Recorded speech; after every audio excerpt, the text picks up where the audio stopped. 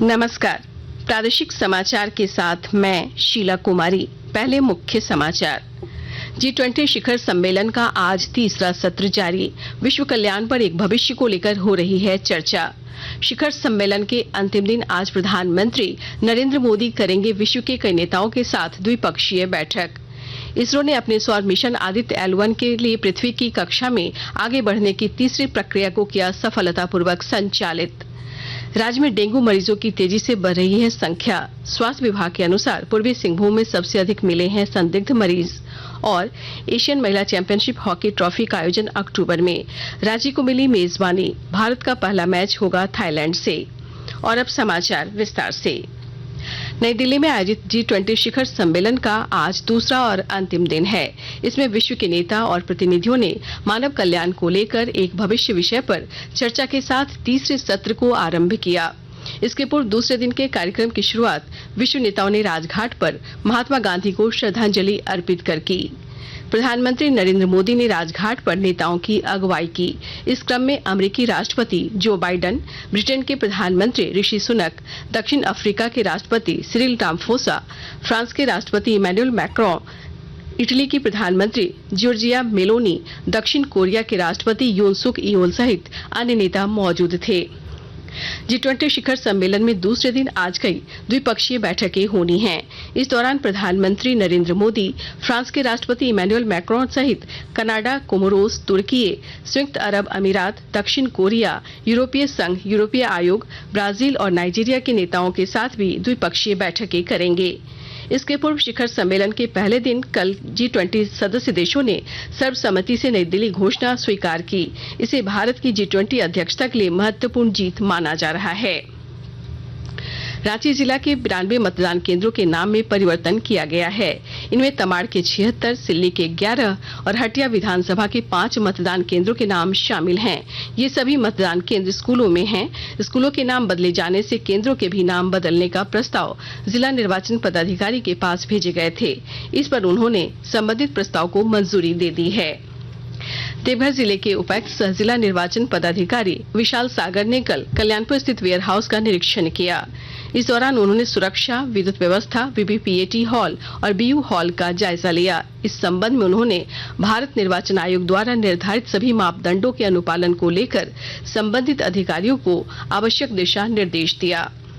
गुमला जिले में केंद्र सरकार द्वारा संचालित राष्ट्रीय खाद्य सुरक्षा अधिनियम के तहत अंत्योदय अन्न योजना के माध्यम से निःशुल्क खाद्यान्न उपलब्ध कराया जा रहा है। विस्तृत ब्यौरा दे रहे हैं हमारे संवाददाता। केंद्र सरकार द्वारा संचालित राष्ट्रीय खाद्य सुरक्षा अधिनियम के तहत गुमला जिले में अंत्योदय अन्न योजना के माध्यम से 32,363 परिवारों को प्रति माह 35 किलोग्राम निःशुल्क खाद्यान्न उपलब्ध कराया जा रहा है। इसके साथ ही पूर्वविकता प्राप्त गृहस्थ योजना के माध्यम से कुल 1,35,969 परिवारों को प्रति सदस्य 5 किलोग्राम निःशुल्क खाद्यान्न उपलब्ध कराया जा रहा है। जिला उपायुक्त कर्ण सत्यार्थी ने बताया कि जिले में 733 जन वितरण प्रणाली दुकानदारों के माध्यम से लाभुकों को इस योजना का लाभ दिया जा रहा है। उन्होंने बताया कि इसके अतिरिक्त 15,477 परिवारों को राशन कार्ड से आच्छादित किया गया है। नरेश कुमार, आकाशवाणी समाचार, गुमला। भारत के प्रथम सौर मिशन आदित्य L1 को पृथ्वी की कक्षा में आगे बढ़ाने की तीसरी प्रक्रिया सफलतापूर्वक संपन्न हो गई है।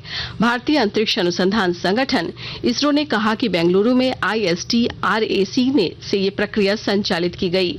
मॉरिशस, बेंगलुरु और पोर्ट ब्लेयर में इसरो के केंद्रों से इस प्रक्रिया की निगरानी की गई। इसरो ने बताया कि मिशन की कक्षा बदलने की अगली प्रक्रिया 15 सितंबर की रात लगभग 2 बजे होगी। खूंटी जिला व्यवहार न्यायालय परिसर में सुरक्षा व्यवस्था बढ़ाने को लेकर सत्र न्यायाधीश श्री सत्य प्रकाश, वरीय पुलिस पदाधिकारी और न्यायिक पदाधिकारियों की संयुक्त बैठक की गई। इस दौरान खूंटी के व्यवहार न्यायालय परिसर में न्यायिक सुरक्षा को लेकर विशेष प्रशिक्षण सत्र चलाया गया। संगीन मामलों में पेशी और बहस के दौरान आपराधिक घटनाएं न घटे, इसे लेकर भी संबंधित पुलिस विभागों को दायित्व सौंपने पर विमर्श किया गया। नक्सल और आपराधिक मामलों की सुनवाई के दौरान सुरक्षा की जिम्मेदारी सौंपने के दायित्व पर विशेष प्रशिक्षण भी दी गई। आकाशवाणी के ताजा तरीन समाचारों के लिए आप हमारी वेबसाइट newsonair.com पर लॉग ऑन कर सकते हैं। ताजा समाचार X handle @AIR news alerts और Facebook page All India Radio News पर भी उपलब्ध है। आप प्रादेशिक समाचार एकांश के एक्स हैंडल @AIR न्यूज _ और फेसबुक, इंस्टाग्राम पेज तथा YouTube channel AIR news Ranchi पर भी हमारे बुलेटिन सुन सकते हैं। प्रादेशिक समाचार आप आकाशवाणी रांची से सुन रहे हैं। स्वास्थ्य विभाग की ओर से मिशन इंद्रधनुष टीकाकरण कार्यक्रम कल से आरंभ किया जाएगा। इसे लेकर सदर अस्पताल में जिला स्वास्थ्य विभाग ने समीक्षा बैठक की।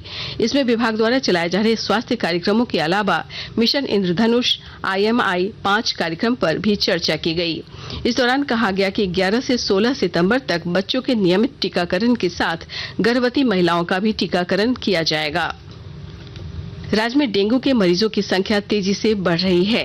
पिछले 24 घंटों में डेंगू के 169 संदिग्ध मरीज मिले हैं। इनमें 167 मरीज के ब्लड सैंपल की जांच की गई, जिनमें 29 मरीजों में डेंगू की पुष्टि हुई है। स्वास्थ्य विभाग के आंकड़े के मुताबिक पूर्वी सिंहभूम में सर्वाधिक 99 संदिग्ध मरीज मिले हैं। जांच के बाद 10 में डेंगू की पुष्टि हुई है।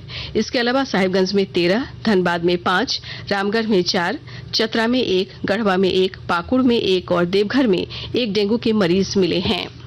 देवघर जिला उपायुक्त विशाल सागर की अध्यक्षता में डेंगू, मलेरिया व चिकनगुनिया की रोकथाम को लेकर समीक्षा बैठक की गई। इस दौरान उपायुक्त ने स्वास्थ्य विभाग और नगर निगम द्वारा किए जा रहे विभिन्न कार्यों की जानकारी ली। उन्होंने जिले में एंटी लार्वा केमिकल का छिड़काव, वार्ड वाइज फॉगिंग और साफ सफाई कराने का निर्देश संबंधित विभाग के अधिकारियों को दिया। गोड्डा जिले के महागामा प्रखंड से 11 दिन पहले डेंगू के संभावित मरीजों के ब्लड सैंपल में से कुछ की रिपोर्ट में डेंगू होने की पुष्टि हुई है। इससे स्वास्थ्य विभाग सतर्क हो गया है। चिकित्सा पदाधिकारी डॉक्टर विवेक सिन्हा ने बताया कि कई लोग वायरल फीवर से भी ग्रसित हैं, जिनके सैंपल को इकट्ठा कर रांची भेजा जाएगा। टीम की ओर से प्रभावित क्षेत्रों में टिम्फॉस दवा का छिड़काव और फॉगिंग भी किया जा रहा है। साथ ही लोगों को डेंगू एवं चिकनगुनिया के लक्षण और बचाव की जानकारी दी जा रही है। उप राजधानी दुमका में 16 से 17 सितंबर को अस्थि रोग विशेषज्ञों का राष्ट्रीय सम्मेलन होगा। कार्यक्रम फूलोजानो मेडिकल कॉलेज अस्पताल दुमका में आयोजित किया गया है।